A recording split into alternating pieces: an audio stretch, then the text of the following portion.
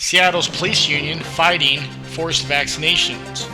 Before I get into this report, if this is your first time here at ICE Enterprises, subscribe down there below. Just hit the notification because you don't want to miss any of the new reports.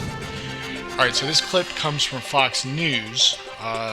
Seattle's police union is fighting the mandatory vaccines. Also, to note, here in St. Louis, it's expected to go into effect October 15th, where all you municipal employees will have to be vaccinated. Now, I do know that the St. Louis Police Union is trying to fight it. I'm going to try to get you more details about that later, but for right now, check out this clip. Already facing a staffing crisis, Seattle's police department is bracing to lose more officers. Why? The city's vaccine mandate. The department has lost nearly 150 officers this year, and up to 18% of that force could lose their jobs if they don't get vaccinated or submit an exemption by next week.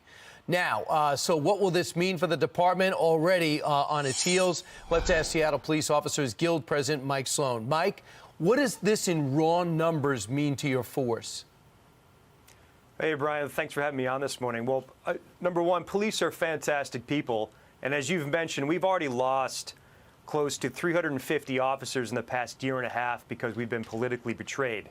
Now, if we lose even 100 officers with this mandate, Brian, I'm not quite certain how we answer the basic 911 call for our community.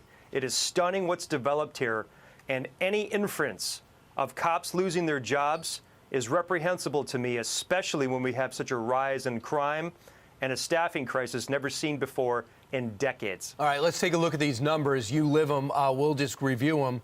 Homicides are up. You have 33 homicides this year. Motor vehicle theft, almost 4,000. Arson up to 185 now. You have that 181 on the screen, but it's gone up. So as of Friday, 68% of officers have been vaccinated. The rest haven't. Some just haven't uploaded their status, and some are waiting for exemptions.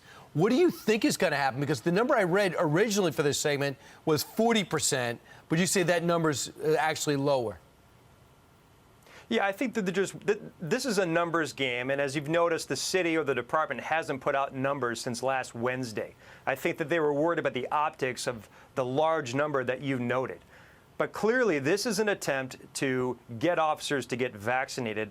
But unfortunately, right now, officers have been politically betrayed in this city for the past year and a half. As you know, we were the modeled reformed agency by our elected officials.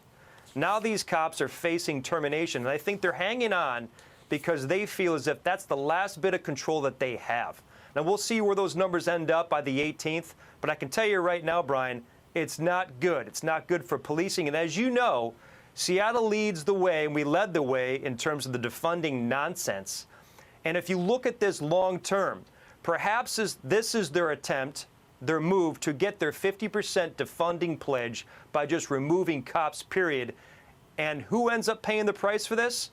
It's our great community who won't have enough officers to answer that 911 call.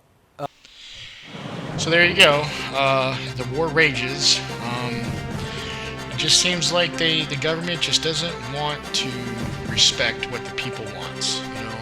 The people have spoken. The people have collectively rejected forced vaccinations. From ICE Enterprises, I'm ICE. Have a great night. Hey, before you go, check out some of these other videos I've done on political activism. I think you'll really enjoy it. Thank you very much.